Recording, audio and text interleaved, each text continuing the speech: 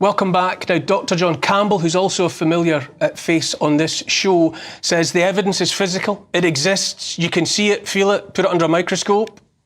It's real. He's referring to blood clots being found by coroners, morticians, and those who look after the bodies of the dead. Dr. John Campbell joins me now. Hello, John. Thank you for making time. Always a pleasure, Neil. Thank you. What are we looking at? What are we seeing? And I think we have footage and imagery to give people a glimpse. It really is like something out of a low-grade novel, Neil, isn't it? You've got this new, or apparently completely new pathology being found in dead bodies around the world. And we know that these have been found, these strange, mysterious, long, rubbery white clots have been found in bodies in the United Kingdom, the United States, Canada, New Zealand, Australia. Now, I've actually heard about these some time ago, but I didn't realise how abundant they were. And then I was interviewing Major Tom Haviland, who's a data analyst in the States. And he's actually reached out to 269 embalmers with an average of 15 years experience each, embalming about 100 bodies a year on average per person. And in the year 2023, 73% of these embalmers have observed these strange, white, stringy, rubbery clots. Really quite incredible. And if you take into account the embalmers that didn't see any, it was still in 20% of the dead bodies. And it seems to be pretty similar in the United States and in the United Kingdom. And we really don't know what these are. These are a new pathology. And as you said in the introduction, this is real. It's not a bad story. These rubbery clots that can be an inch long or can be up to 30 inches long are there and have been pulled out of the arterial systems and the venous systems of dead bodies. And there's some anecdotal reports of them being pulled out of living bodies by surgeons as well. But we know for sure in about 20% of dead bodies. And these didn't occur prior to 2020. So previously they'd never heard of. In 2020, some people saw very small numbers, but then lots in 2021, 2022, 2023. As someone immersed in the medical world, the medical fraternity, do you get a sense that anyone anywhere is putting serious consideration into all of the possible explanations for where something new has appeared in the last handful of years? Not really. I don't really get that impression, Neil. And in fact, the way that postmortems are done, well, firstly, there's fewer postmortems done in the United Kingdom at the moment, and I believe in the United States. But the way they're done, they take out blocks of organs and don't really analyse the vascular system in that much detail.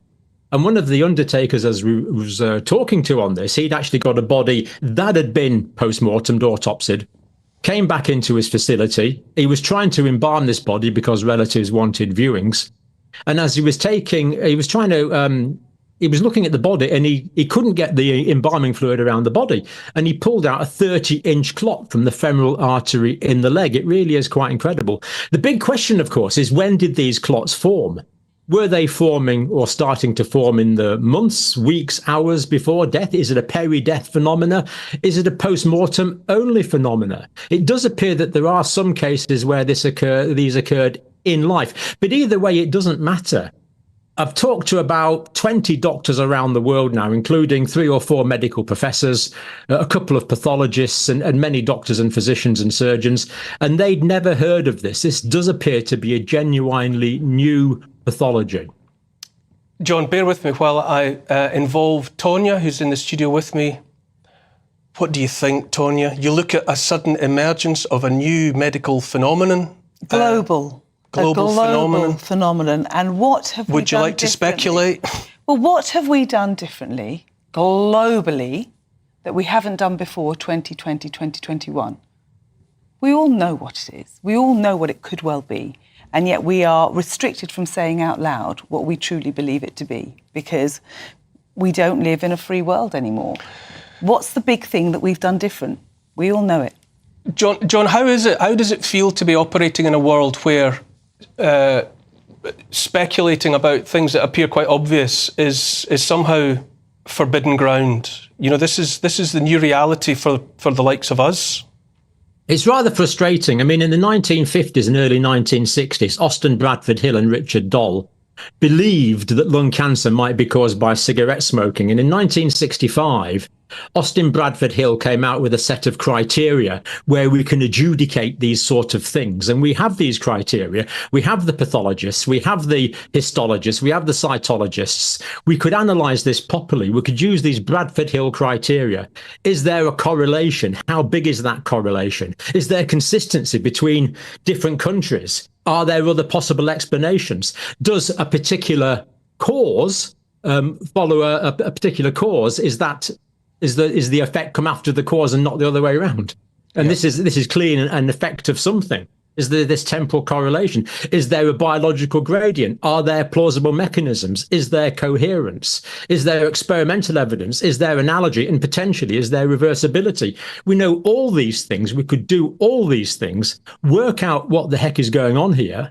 And it really seems strange that this isn't all over the medical literature as a brand new pathology. Tonya, we do know that, billions of people around the world had in the last few years a new medical product introduced to their bodies. Yes. And yet it would appear from what John's saying that no serious consideration is being made about the emergence of a new symptom, a new post-mortem symptom. Because we are run and governed by Big Pharma.